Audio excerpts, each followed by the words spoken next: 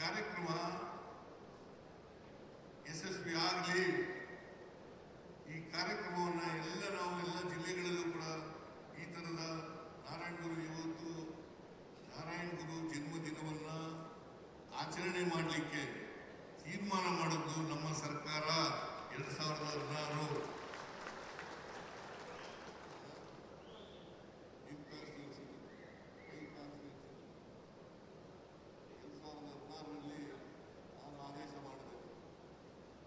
ಆದೇಶ ಮಾಡಿದ ಮೇಲೆ ಉದ್ದೇಶ ಏನಪ್ಪ ಅಂತಂದ್ರೆ ನಾರಾಯಣ ಗುರುಗಳ ಸಂದೇಶ ಎಲ್ಲ ಜನರನ್ನು ಕೂಡ ತಲುಪಬೇಕು.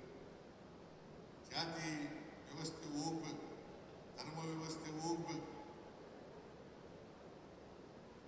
ನಾರಾಯಣ ಗುರು ಹೇಳಿದಂಥ ಸಂದೇಶ ಇದೆಯಲ್ಲ, ಅದು ಎಲ್ಲರ ಮೇಲೂ ಕೂಡ ಪರಿಣಾಮ ಆಗಲಿ ಅಂತಕ್ಕಂಥ ಕಾರಣಕ್ಕೋಸ್ಕರ ಎಲ್ಲ ಜಿಲ್ಲೆಗಳಲ್ಲಿ, ಎಲ್ಲ ತಾಲೂಕುಗಳಲ್ಲಿ ನಾರಾಯಣ ಗುರುಗಳ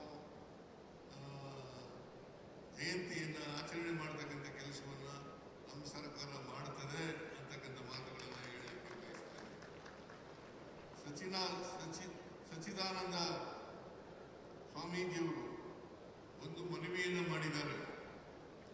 ದಕ್ಷಿಣ ಕನ್ನಡ ಜಿಲ್ಲೆಯಲ್ಲಿ ಅಥವಾ ಉಡುಪಿ ಜಿಲ್ಲೆಯಲ್ಲಿ 5 ಎಕರೆ ಜಮೀನನ್ನು ಕೊಡಬೇಕು ಅಂತ ಹೇಳಿದ್ದಾರೆ.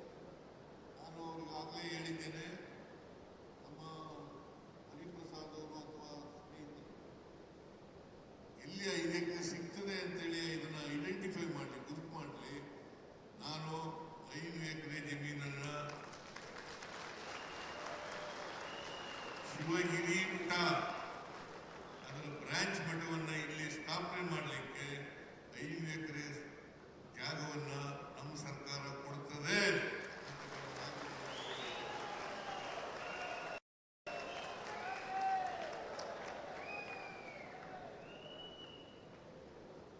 ಈ ಸಂವಾದ, ಈ ಕಾರ್ಯಕ್ರಮ ಎಲ್ಲ ಜನರಿಗೆ ಸಂವಿಧಾನದಲ್ಲಿ ಈಗಾಗಲೇ ಹೇಳಿದ್ದೀವಿ, ಸಹಿಷ್ಣುತೆ ಸಹಬಾಳ್ವೆ, ಸಹಿಷ್ಣುತೆ ಸಹಬಾಳ್ವೆ ಎಲ್ಲರಲ್ಲಿ ಬೆಳೀಲಿ ಅಂತಕ್ಕಂಥ ಮಾತುಗಳನ್ನು ಹೇಳ್ತಾ, ಯಾವುದೇ ಧರ್ಮ ಪ್ರೀತಿ ಮಾಡೋದು ಹೇಳ್ತದೆ ಹೊರತು, ಪರಸ್ಪರ ಪ್ರೀತಿ ಮಾಡ್ತದೆ ಹೇಳ್ತದೆ ಹೊರತು ದ್ವೇಷ ಮಾಡೋದನ್ನ ಹೇಳೋದಿಲ್ಲ. ಧರ್ಮದ ಹೆಸರಿನಲ್ಲಿ, ಜಾತಿ ಹೆಸರಿನಲ್ಲಿ ಇವತ್ತು ಜನರನ್ನು ಹೊಡಿತಕ್ಕಂಥ ಕೆಲಸವನ್ನ ಆಗಬಾರದು.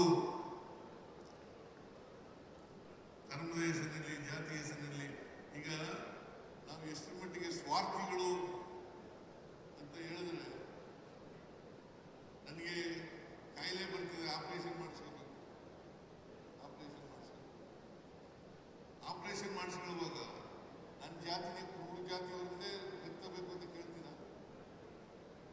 ಆಗ ದಲಿತರದ್ದು ರಕ್ತ ಇರಲಿ, ಮುಸಲ್ಮಾನರ ರಕ್ತ ಇರಲಿ, ಕ್ರಿಶ್ಚಿಯನ್ ರಕ್ತ ಇರಲಿ, ಹಿಂದೂಗಳ ರಕ್ತ ಇರಲಿ, ಮರಾಠ ರಕ್ತ ಇರಲಿ, ಯಾವುದೇ ರಕ್ತ ಆದರೂ ಕೂಡ ಶರೀರಕ್ಕೆ ತಗೋತೀನಿ.